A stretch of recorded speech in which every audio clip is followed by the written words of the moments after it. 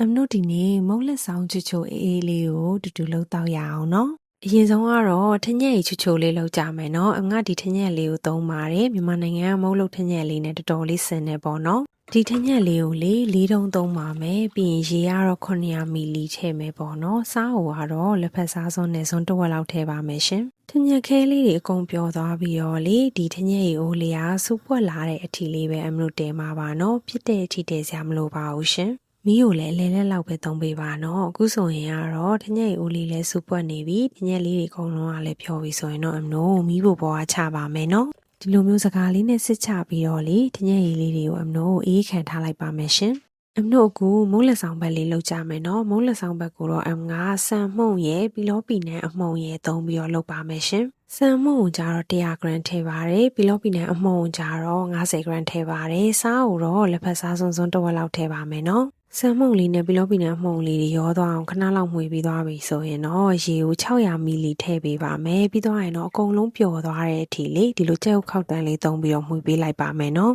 အားလုံးပျော်သွားပြီဆိုတော့မှလေမီးဖို့ပေါ်ကိုတင်ပြီးတော့မီးလေးအေးအေးနဲ့အဆက်မပြတ်မှွေပေးရမှာပါနော်သူကမှွေရင်းနဲ့တဖြည်းဖြည်းနဲ့ပြစ်လာပါလိမ့်မယ်ရှင်မှွေတဲ့ချိန်မှာလေညာဘက်ဆိုရင်ညာဘက်ဘယ်ဘက်ဆိုရင်ဘယ်ဘက်တစ်ဖက်ထဲကိုပဲပေါ့နော် direction တစ်ခုတည်းကနေပဲစက်တိုက်မှွေပေးပါရှင်အဲ့လိုဆိုရင်မုတ်သားလေးကပို့ပြီးတော့ချောမွေပါတယ်မွေးနဲ့လေမုတ်သားလေးကပို့ပြီးတော့ပြက်လာပြီးတော့လက်ကလည်းနည်းနည်းလေးညောင်းလာပါလိမ့်မယ်နော်စုစုပေါင်းကတော့10မိနစ်လောက်ပဲမှွေရမှာပါ10မိနစ်ပြည့်ကန်ဒီလောက်မှလေမုတ်သားလေးကပို့ပြီးတော့ပြောင်းလာပြီးတော့ကော်ကြည့်လိုက်ရင်လေမုတ်သားတွေကအောက်ကိုပြန်ပြီးတော့မကြတော့ဘူးပေါ့နော်အဲ့ဒါဆိုရင်ကတော့မီးပိတ်လိုက်လို့ရပါပြီနော်မုံလက်ဆောင်ဘက်လေးပုံဖော်ဖို့လေစလုံးကြီးကြီးတစ်လုံးထဲမှာရေအေးအေးလေးတွေကိုထည့်ပါမယ်ပြီးရေခဲတုံးလေးတွေကိုလည်းမများလေးထည့်ပေးလိုက်ပါမယ်နော်ပုံပေါ်တဲ့ချိန်မှာတော့လေငါအိမ်မှာရှိတဲ့ဒီလိုအပေါက်လေးပါတဲ့ရောင်းမလေးကိုသုံးပါမယ်စကားလေးတွေလည်းသုံးလို့ရတယ်ဒါမှမဟုတ်မုံလက်ဆောင်ပုံပေါ်တဲ့ခွက်လေးတွေပိုတေတိုရိုက်စာလေးတွေကိုလည်းသုံးလို့ရပါတယ်နော်ဒီလိုဆီလီကွန်နဲ့လုပ်တဲ့ရောင်းမလေးတွေကနည်းနည်းလေးပြော့တော့လေအပေါ်ကနေတော်တော်လေးတော့အားစိုက်ပြီးတော့ဖိပေးရပါတယ်အပေါ်ကနေစတီးစုံလေးနဲ့လုပ်ရင်တော့ပို့ပြီးတော့အဆင်ပြေပါတယ်ရှင်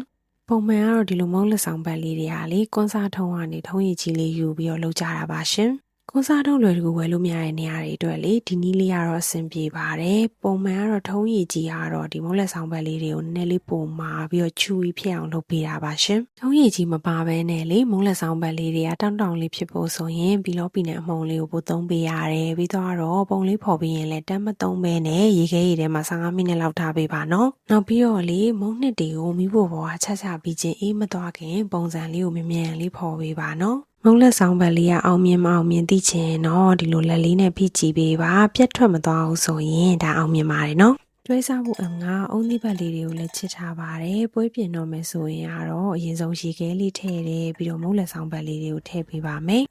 ပေါ်ကနေထညက်ရည်လေးကိုလေကိုစိတ်ကြိုက်ထည့်လိုက်ပါနော်တချို့ကလည်းလေနှမ်းတောင်းလေးတွေဖြူးတယ်ပြီးတော့အုံးနုလေးလည်းထည့်ကြရဲပေါ့နော်ငါတော့ဒီနေ့အုံးသီးပတ်လေးကိုပဲပေါ်ကနေဖြူးပြီးတော့တောက်ပါမယ်ရှင်အခုဆိုရင်ကတော့ချွတ်ချွတ်အေးအေးမှုမှုနဲ့အရန်တောက်လို့ကောင်းတဲ့မုံလက်ဆောင်လေးရပါပြီရှင်မုံလက်ဆောင်ဘက်လေးတွေကိုလေရေထဲမှာဆက်ပြီးတော့စိန်ထားတာပိုကောင်းပါတယ်စားမယ်ဆိုတော့မှရေထဲကနေစစ်ပြီးတော့ယူစားပေါ့နော်ပြီးတော့တိန်းထားမယ်ဆိုရင်လည်းဘူးထဲကိုထည့်ရေအေးလေးမြော့အောင်ထည့်ပြီးတော့ရေခဲတတာထဲမှာ2ရက်လောက်ထားလို့ရပါတယ်ရှင်တချို့ကလည်းမုံလက်ဆောင်ဘက်လေးတွေကိုမန်ဘင်း starch နဲ့လုပ်တယ်ပေါ့နော်မန်ဘင်း starch နဲ့လုပ်တဲ့နည်းလေးကိုလည်းနောက်မှထပ်ပြီးတော့တင်ပေးပါအောင်မယ်ရှင်ဒါဆိုရင်နောက်ဗီဒီယိုလေးကြားမှာပြန်တွေ့ကြမယ်နော်